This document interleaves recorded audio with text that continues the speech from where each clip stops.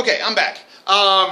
So I wanted to talk a little bit about the lower class as well. Now we talked about the transition from maybe skilled laborers selling their work to wage laborers who are working for a wage. We also see a large number of people who have been displaced from what were otherwise regular jobs that are no longer regular jobs, and they become transient laborers, traveling around to try to find work wherever they could. Now, of course, the laboring class and the lower classes always had particular challenges that they had to face. These challenges were sometimes very difficult, sometimes were very almost insurmountable. This is going to be true as well in the late 19th century industrialization. So, one of the things that was really fueling industrialization during this time was the access to cheap labor. Of course, this was part of the earlier industrialization, but it continues on. Large numbers of immigrants are going to come into the United States, and the wealthier the United States was becoming, the more it was going to become a draw for immigrants, especially with a lot of the political instability that was going on in Europe as well. Wage laborers, lower class people during this time were going to have to compete with immigrants who were coming in and who were willing to work very, very cheaply, in competition with these other laborers. So competing with immigrants and competing with other people was becoming a real problem. Mechanization.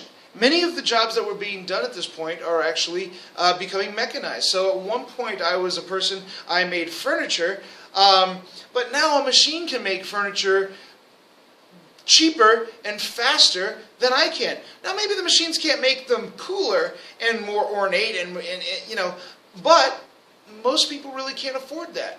So if I want a chair, I'm going to go buy a chair from a factory and get it 10 times cheaper than the guy down the street who makes chairs by hand. So then I'm on a job, and where do I have to go? Well, I'm a furniture manufacturer, so I'm going to end up working in a furniture factory, which leads to the third challenge of poverty, is de-skilling. There's no incentive for me to teach my children furniture making because they can't make any money out of it. What are they going to do? They're actually going to go into the factories with me and try to earn a living the best that they can. So consequently, that furniture making skill that I had is now going to die out. So we start to see the de-skilling of the laboring classes as well.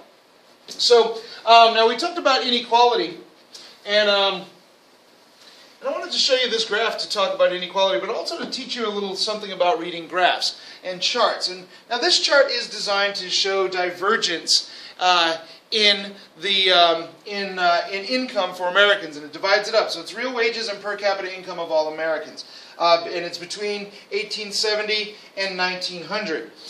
Although I didn't write that in the cabinet, my bad. I'm sorry. It should be there. And what you're going to see is, of course, per capita income is the average income of all Americans. And as you can see, the line is rising. But real wages is the income of wage earners. So people who are working in the factories are selling their labor for wages. And we also see that, for the most part, except for a little dip in the 1870s, of course, as a result of the crash of 1873. We're going to start seeing it's increasing here a little bit as well. But here's what I really want you to pay attention to. You might notice that that this number here, 1870 equals 100. Well, Mr. Adosh, what are you talking about? 1870 doesn't equal 100. You obviously made a mistake. Well, no, I didn't. What I'm doing here is what the person who made this graph is showing you is that right there in 1870. It wasn't a case where the per capita income and wage income was the same. That was not true in 1870. So why is it true on this graph? Well, the person who put this graph together isn't trying to show that. He's trying to show how wages diverged. So what he did was he pretty much said, okay, all wages in 1870 I'm going to mark as 100. And then the change that's going to take place between 1870 and 1875 is what I really want to measure. So this is measuring the change in income and showing the divergence. So be real careful when you're looking at these graphs and trying to see what they say. If you're trying to say that the income, per capita income in 1870 was 100, well, 100 what?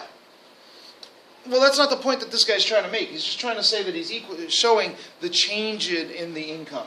And what you're seeing is much, much larger gains on the part of Americans in general, as you see in wage earners. There's some gains for wage earners, but not nearly as much, right?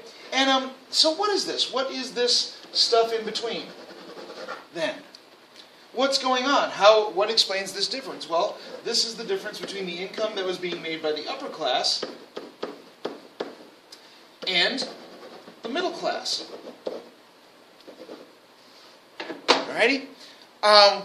And consequently, you see that that the wage earner class is actually kind of being left behind as far as economic prosperity is concerned, and this is going to become a problem. Spoiler alert. All right. So there are also a considerable amount of cultural changes that were taking place during this time. Of course, when you have very, very wealthy people, we have to find ways of justifying this obnoxious amount of wealth that we're having, and we're also going to have people who are going to point out, hey, wait a minute, the amount of wealth that you have is truly obnoxious. So we're going to have a combination of both going on. Now, what's going to end up happening in the 19th century, somebody's going to come up with a concept of this gospel of wealth. And what the gospel of wealth basically means is that, we're going to use this again next lecture, and it's going to mean something different, so be real careful. But basically what this gospel of wealth means is that, that people who are making lots of money are making lots of money because they work harder, and they work smarter, and they are more valuable to society, and therefore they are going to make more money, and that's just the way of it. And if you are poor, it is because you are stupid or lazy.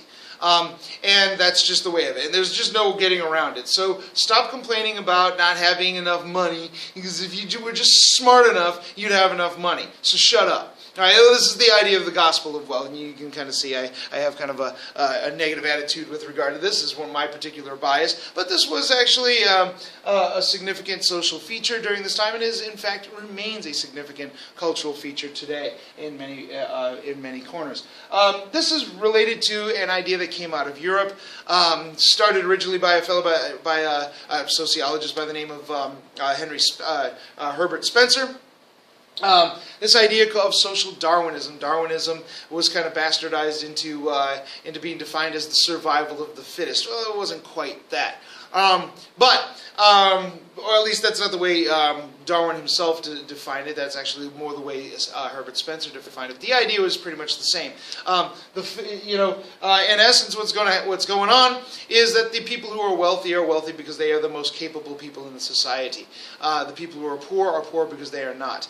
So consequently, any attempt to help poor people is just wasted money. They're just incapable of it. And all you're doing is allowing the poor people to survive long enough to have inferior children, and those inferior children, then we are giving them charity, and so on and so forth, and perpetuating the problem. In fact, Herbert Spencer believed that we were actually making our race weaker by virtue of charity and that kind of thing. So this, of course, is going to be taken up by another sociologist, a fellow by the name of William Graham Sumner. He was going to write a book called What Social Classes Owe to Each Other. And in essence, his thesis was nothing. That's your spoiler. If you want to read the book, go ahead, but that's pretty much it. Now, he's going to be contradicted by this fellow here. This is a guy by the name of Thorstein Veblen.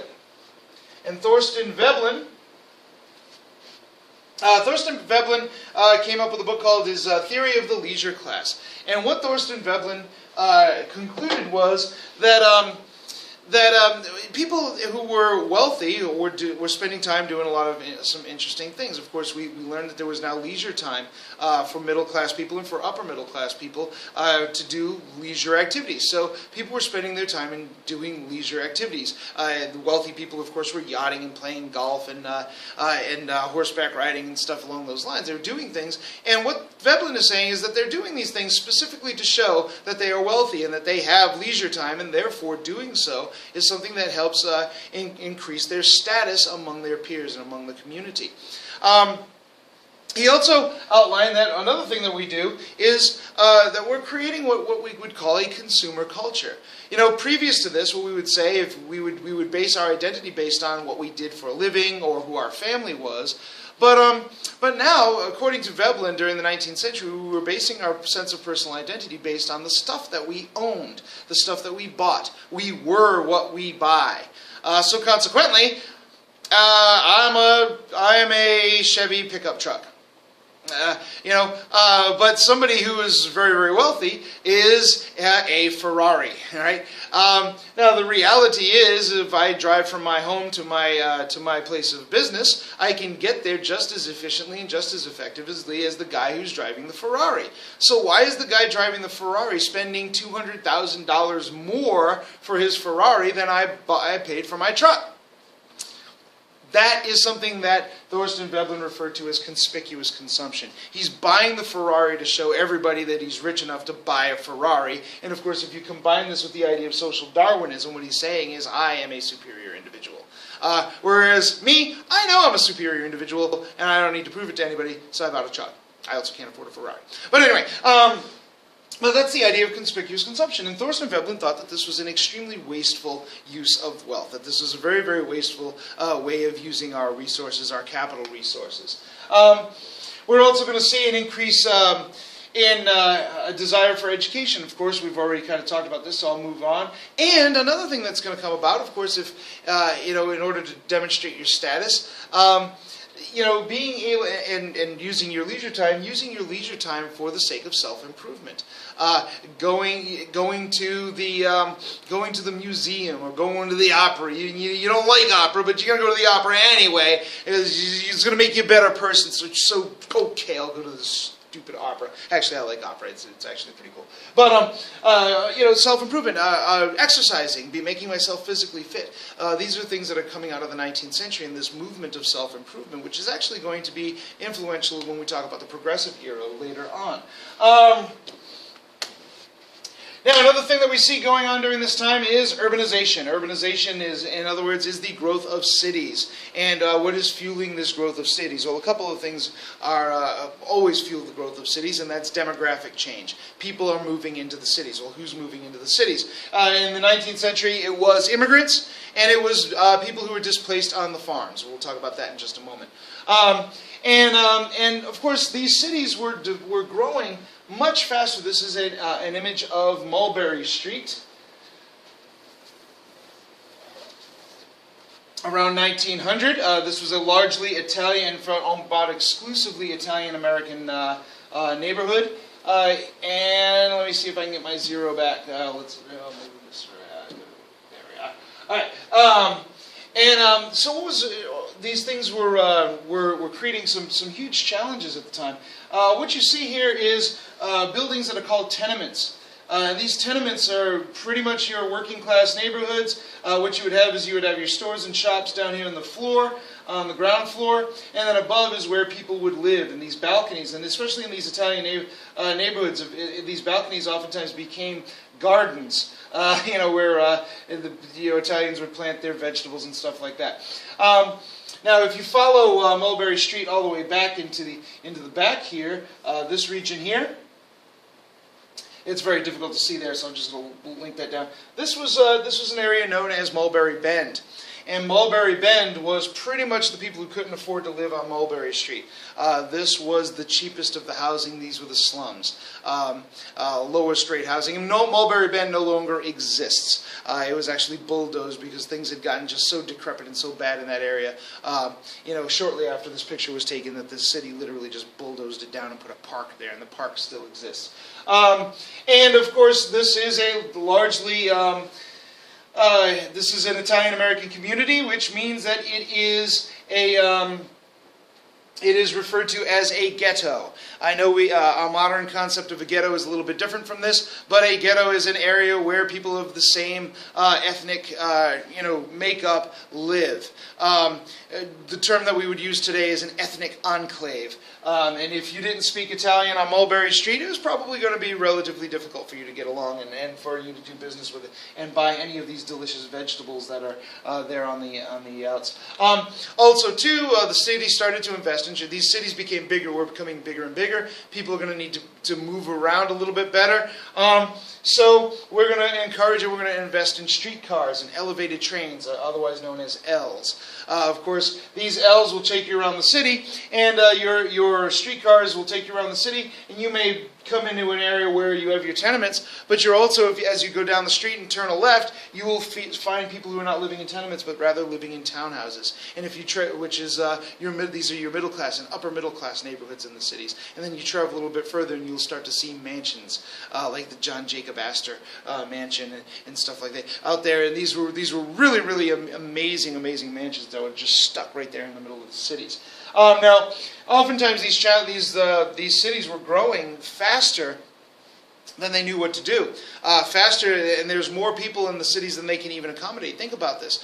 Think about, by 1900, I believe there were about 11 cities that had grown to over 250,000 people. Right? Boston, Philadelphia, these cities were huge. New York, of course, these were huge. Baltimore, huge cities. They were acclaimed all over the world for their growth. Well, how do we deal with all of that growth? I mean, think about sanitation. Think about just flushing the toilets, right? Where are these people going to go? They got to go. What are we going to do? So we're going to have to invest in stuff, and now we have to figure out, well, how do we raise money in order to invest in the things that we need for these cities to thrive, and that is going to have to come from taxes, right? We also see poverty, as we see down here in Mulberry Bend. You have a bunch of desperate people, all crammed in. Of course, density is going to be another problem. One of the things we know psychologically is when you cram a whole bunch of people in one little spot, they tend to get agitated. Well, you get a whole bunch of desperate, agitated people all in one spot. You're going to end up with crime, especially if down the road there are people who have money. Then we're going to talk about property crime, and now we have to deal with the idea of the city's going to have to do something to try to control crime, which means investing in police forces. So poverty and crime are going to be problems. Also pollution. I mean, where these streets are located relatively close to factories, and these factories are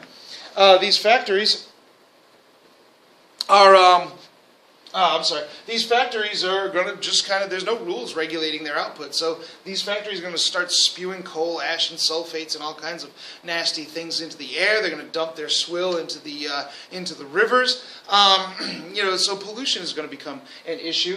And so consequently, if pollution and overcrowded and poverty and lack of sanitation, what do you got? Disease.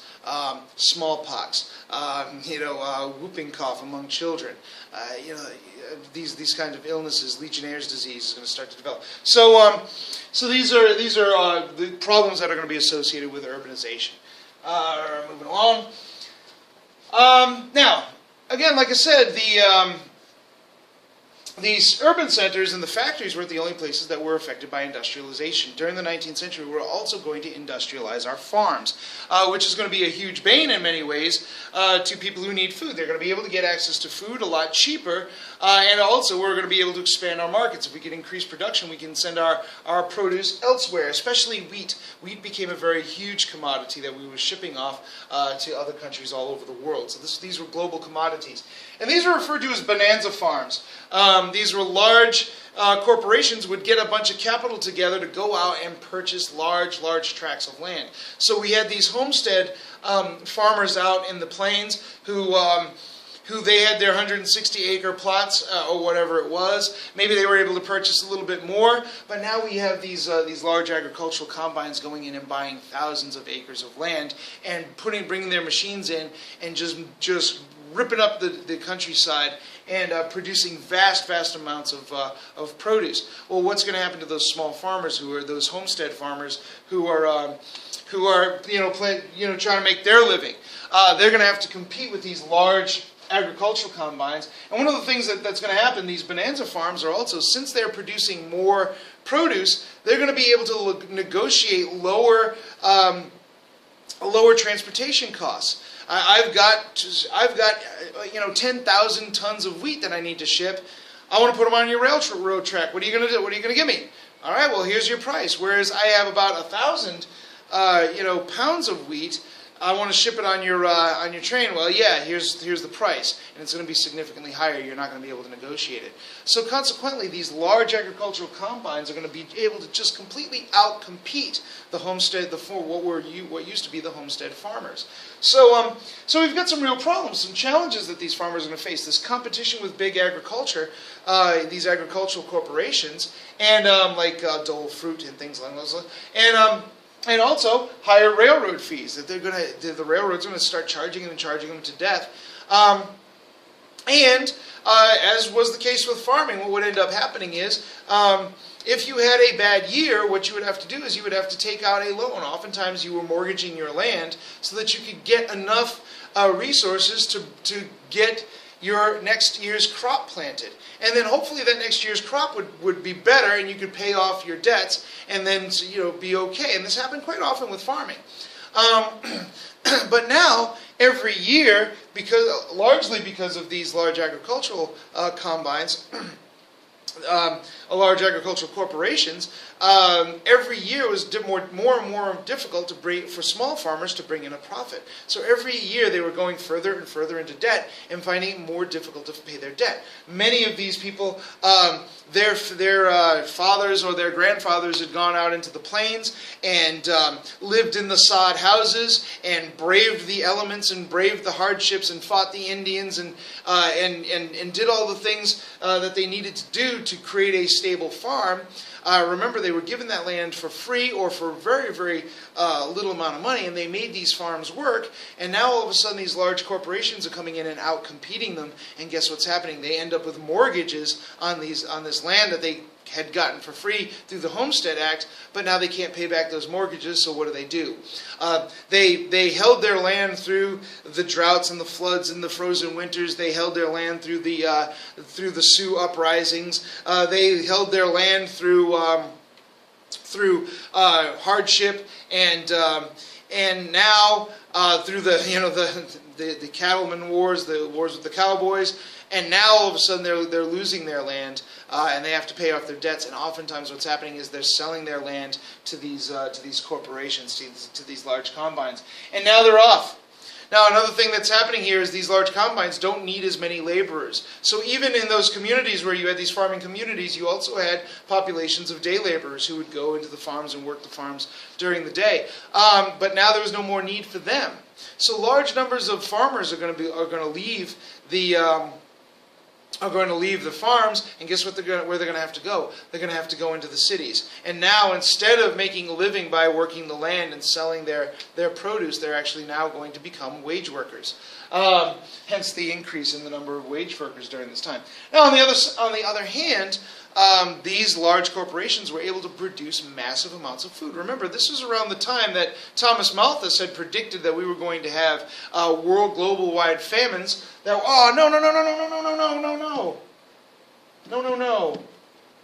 Oh, okay, good. I was seeing blue. So these large global-wide famines that were going to wipe everybody out. And that didn't happen. Why? Well, a lot of that had to do with the fact that we had these large corporate farms. They produced a tremendous amount of food relatively cheaply, and consequently more people were able to eat better. It's what maybe our economists refer to as creative destruction to a certain extent, but that didn't do well for the small farmers. We also had a tremendous toll that was taken on the environment. Impacts on the environment, of course, pollution.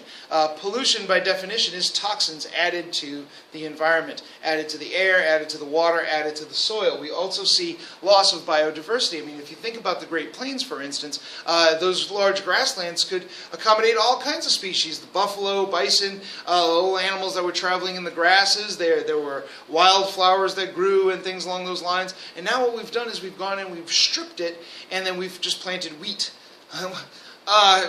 That's it, and those are and maybe the rats and the snakes that live in the wheat, but that's about it. That's your biodiversity in that area. forests that were being deforested in order to accommodate the needs of the railroads and the growing towns out in the West.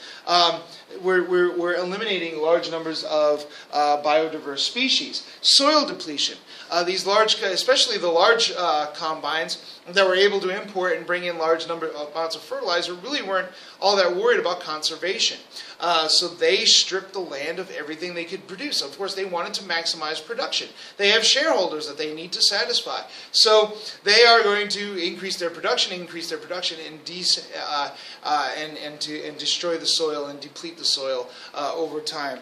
Also, the changing water patterns are going to create water shortages in areas that didn't have shortages before, and create erosion in areas that didn't experience erosion before. And also, the introduction of new species are going to be brought into the plains and into our environments. Species that had not been here before. A lot of that had to do with trade and international trade, and also people liking flowers and stuff like that. Like down here in Southwest Florida, we have the Melaleuca trees that were an introduced species, and now these Melaleuca trees have largely taken over much of the natural environment in our area.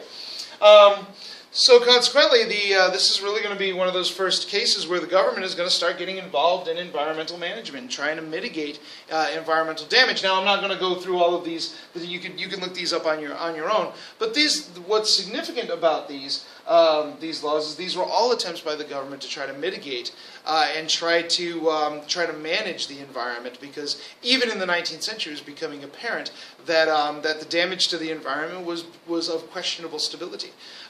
And how long can we keep doing this and still have a sustainable culture and even a sustainable economy? So with that, I want to leave you. And next lecture we will talk about these corporations, and we're going to talk about the robber barons and this upper class that was starting to make some changes in the late 19th century. So until then, enjoy.